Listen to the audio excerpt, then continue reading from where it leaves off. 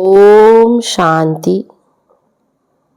हम सबका वरदान देने वाले वरदाता बाप जो अखुट खजानों का मालिक है, पिता है, तो ऐसे ऐसे ज्ञान के अनेक खजानों से हम बच्चों को भरपूर करता है। और वो भरपूरता भी, हमारी धारणा भी तभी होगी जितना हम सब विचार सागर मंथन करेंगे। बाबा अनेक ज्ञान की जो पॉइंट बताते हैं, वो धारणा भी अच्छी रीति तभी होगी जब हम विचार सागर मंथन करें। तो बाबा ने जो इतना श्रेष्ठ ऊंचा ज्ञान दिया है, वो हम बच्चों को सुन करके, धारण करके और अन्य आत्माओं को भी इसके पात्र बनाना है। वो आत्माएं भी कोई ज्ञान से वंचित ना रहे।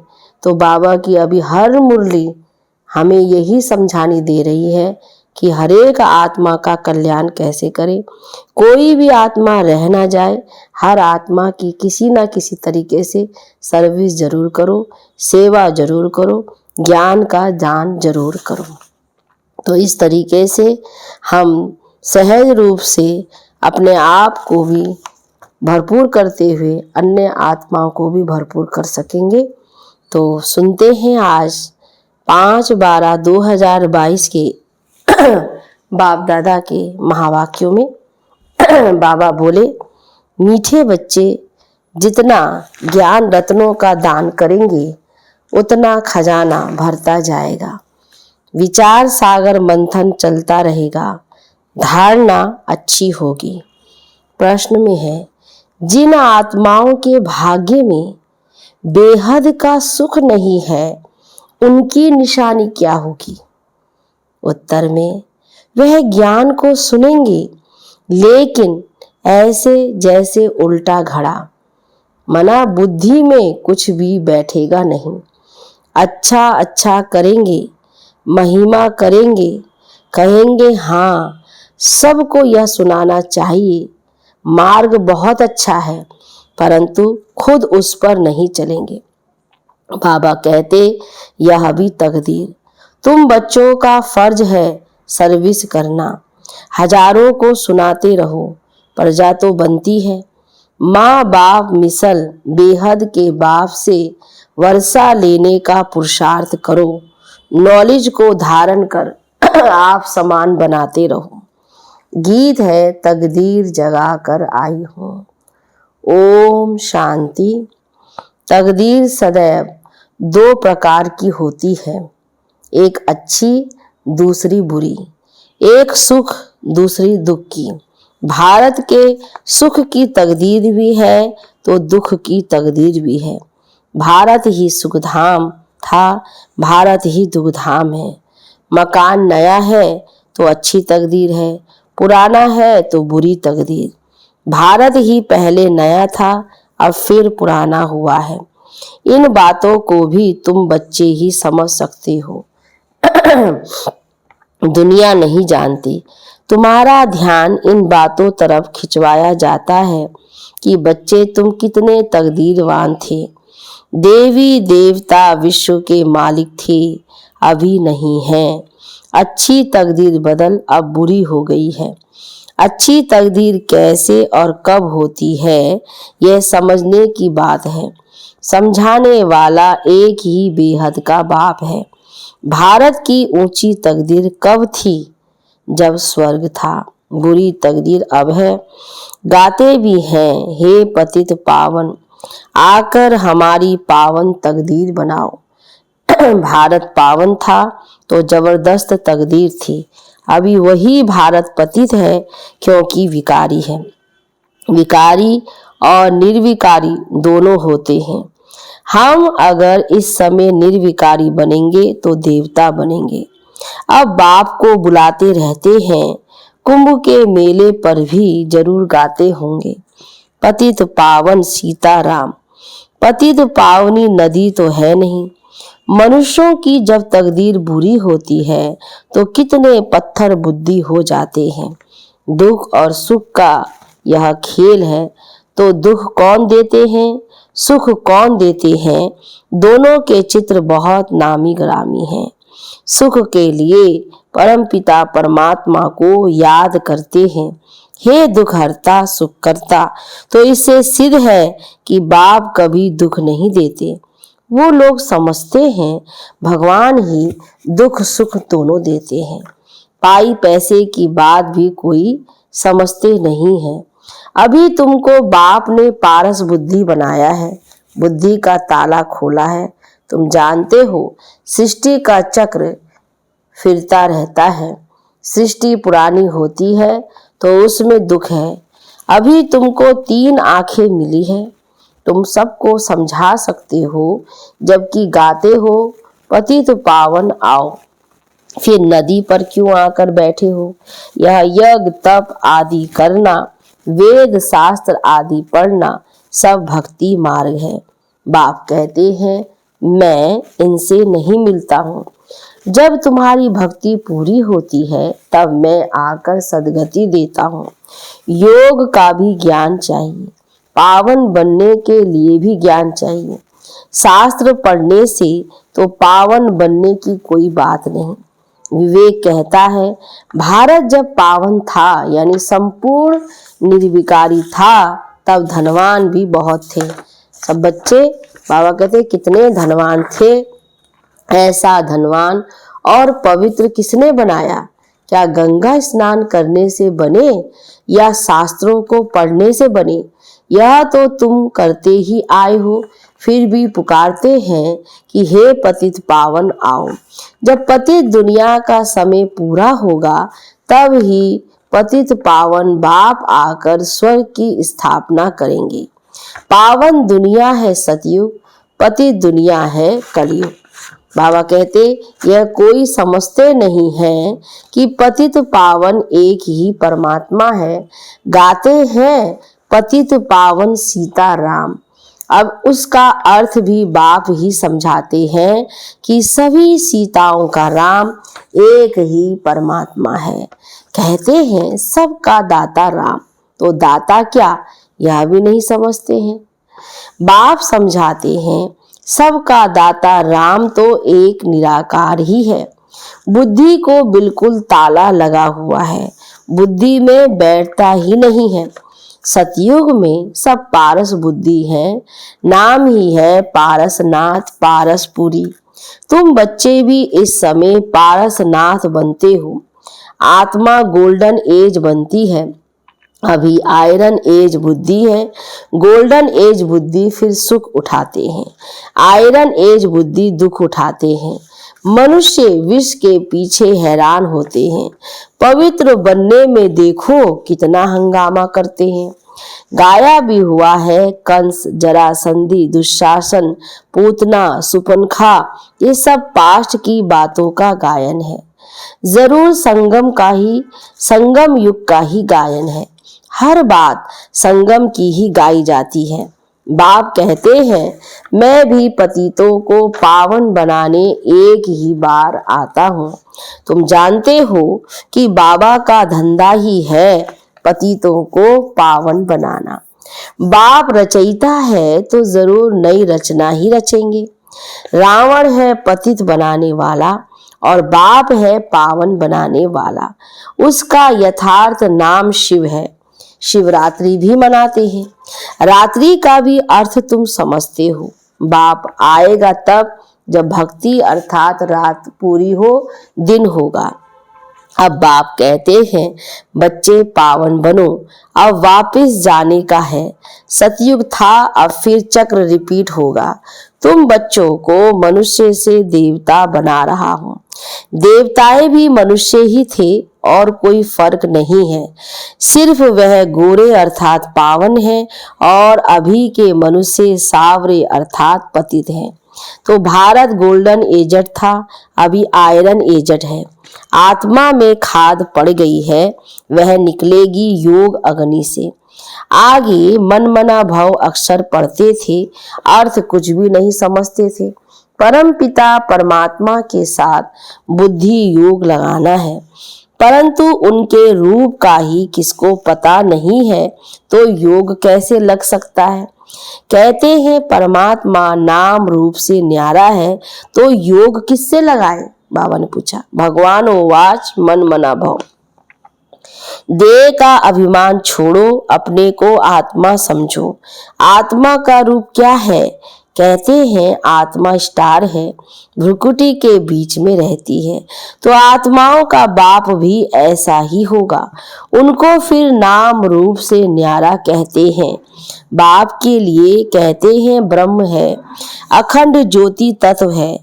ब्रह्म तो बेअंत हो गया, जैसे आकाश का अंत नहीं पा सकते।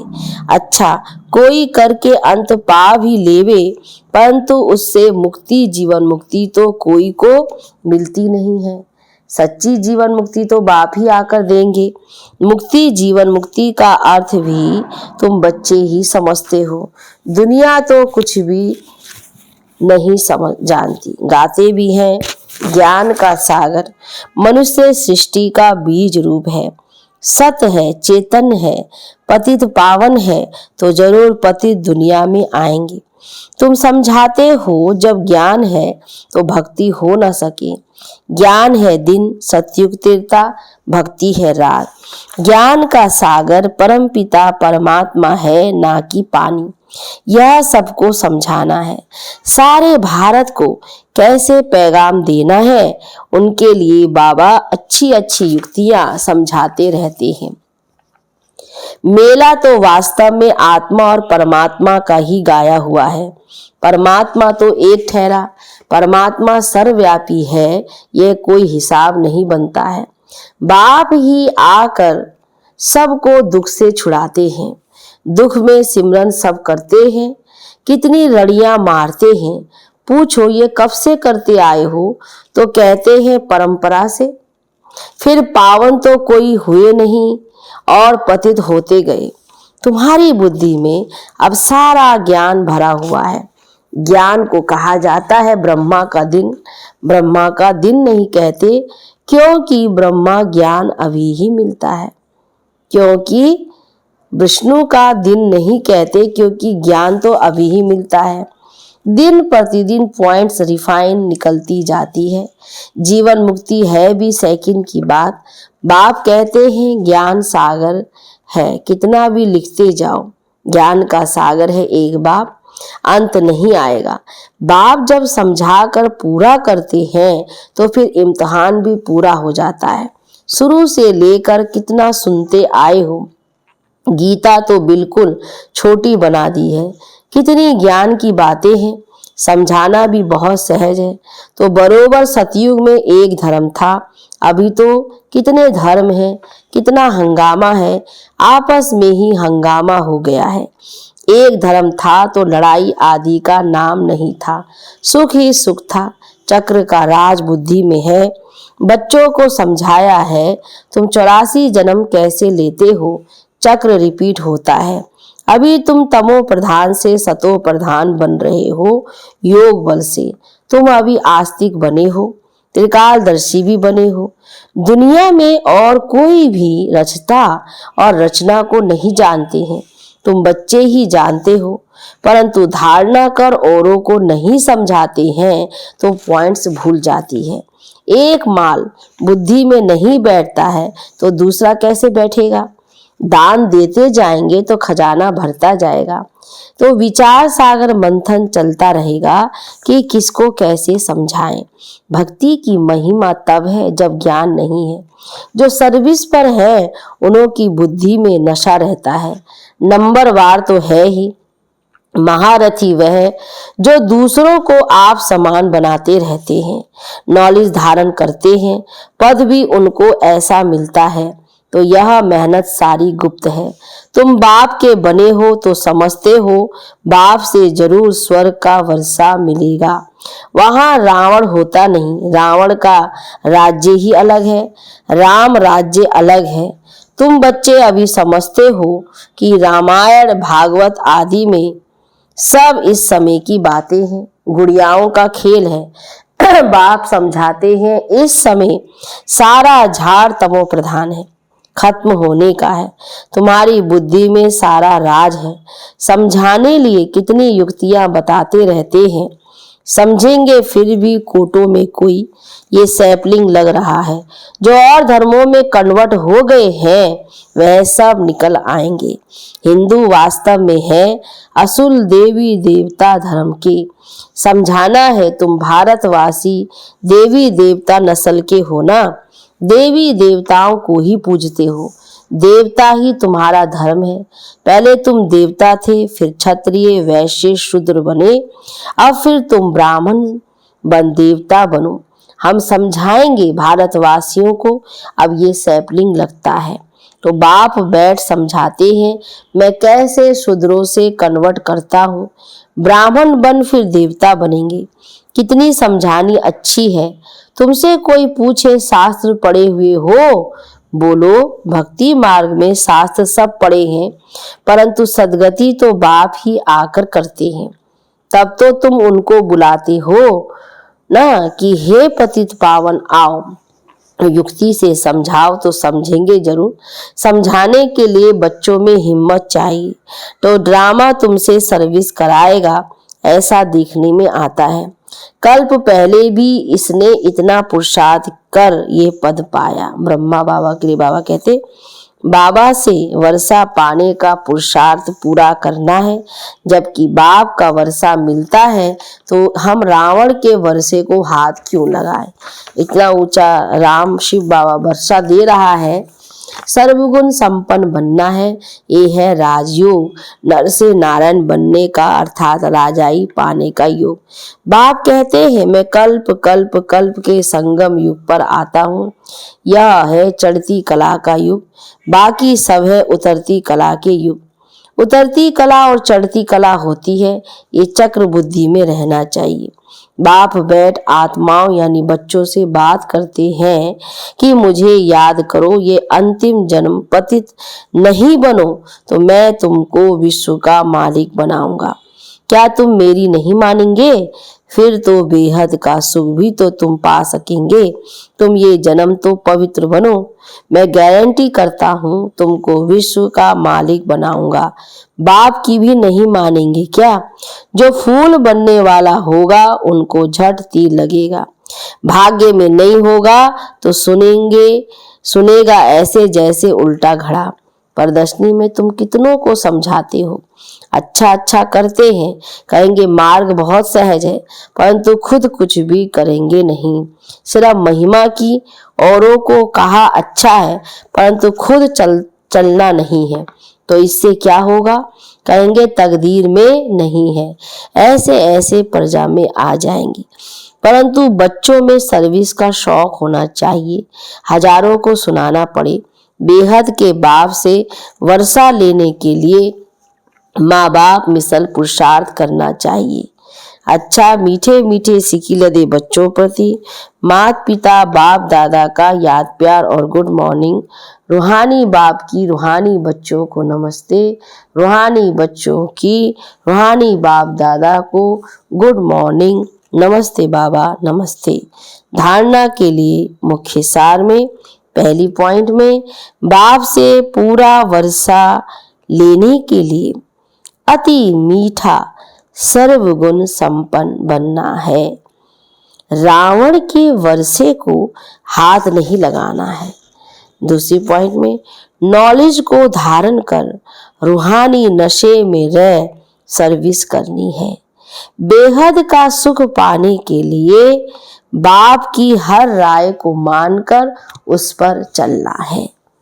वरदान है अटेंशन की विधि द्वारा माया की छाया से स्वयं को सेफ रखने वाले हलचल में अचल भव।